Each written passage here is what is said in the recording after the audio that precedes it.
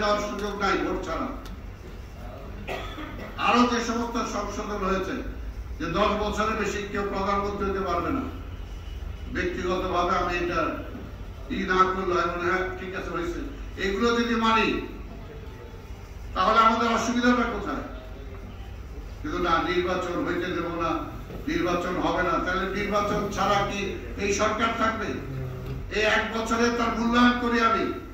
এই 1 বছর আমার অর্থনৈতিক সেক্টর কতটুকু আগাইছে, আমার আন্তর্জাতিক সম্পর্ক আমার কতটুকু ডেভেলপ হয়েছে, আন্তর্জাতিক ভাবে কতটুকু আমার এখানে আমি টাকা পয়সা আনতে পেরেছি, তাদেরকে ইনভেস্ট করাতে পেরেছি, পারি নাই।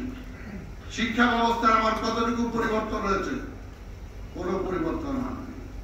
কাজেই পরাজিত ফ্যাসিবাদ আমার সংস্কৃতিকে ধ্বংস করেছে, আমার অর্থনীতিকে ধ্বংস করেছে, আমার শিক্ষা ব্যবস্থাকে ধ্বংস করেছে, আমাদের মোরালিটি ধ্বংস করে দিছে, আমাদের সবাইকে চোর বানিয়ে দিছে, মিথ্যাবাদী বানিয়ে দিছে, আমার নৈতিকতার যে অবক্ষয় একে চরম সীমানায় নিয়ে পৌঁছাইছে।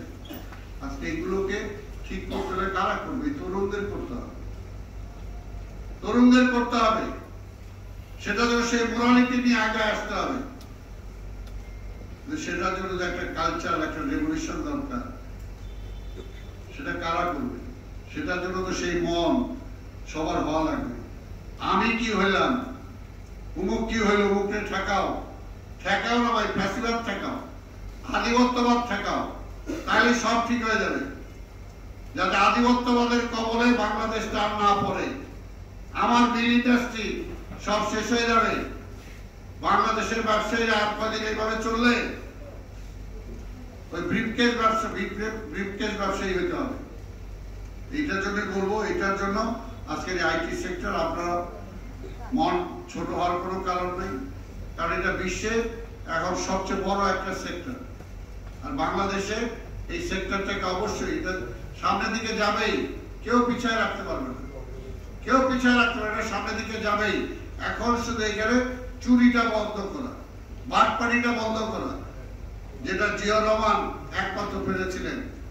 রাষ্ট্রের ৭৫-এর আগে দেশে দুর্ভিক্ষ ছিল, মানুষ না খেয়ে মারা গেছে, আর জিয়া রহমান আইসা বলছিল মানি ইজ নো প্রবলেম। আইসা তিনি কয়েক মাসের মধ্যে এই দেশ থেকে মানুষ যাতে না খেয়ে মারা না যায় সেই ব্যবস্থা করেছিলেন। বিদেশে মানুষ রপ্তানি করেছিলেন, এই গার্মেন্টস তিনি এনেছিলেন।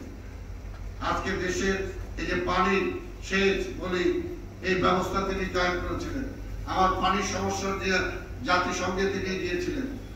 ভারতের সাথে কোনোভাবে মাথা নিচু করে কথা বলেন নাই। আমার সেনাবাহিনীকে স্ট্রং সেনাবাহিনী করেছিলেন, যেটা আওয়ামী লীগ আমার সেনাবাহিনীকে ধ্বংস করার জন্য রক্ষী বাহিনী করেছিল, তিনি এসে সেটাকে বন্ধ করে দিয়েছিলেন। আমার পুলিশ আজকে কোথায় ছিল, এইবার এসে কোথায় নিয়ে গেল? সব দলীয়করণ করে তাদের মোরালিটি শেষ করে দিয়েছে। কাজে এগুলোকে রিবিল্ড করতে হলে আল্লাহর রাস্তে ওই বিএনপি কে আওয়ামী লীগের কাতারে নিয়ে না আসেন, আমরা এক কাতারে থাকি। আমরা যারা যুদ্ধ করছি আমরা এক কাতারে থাকি।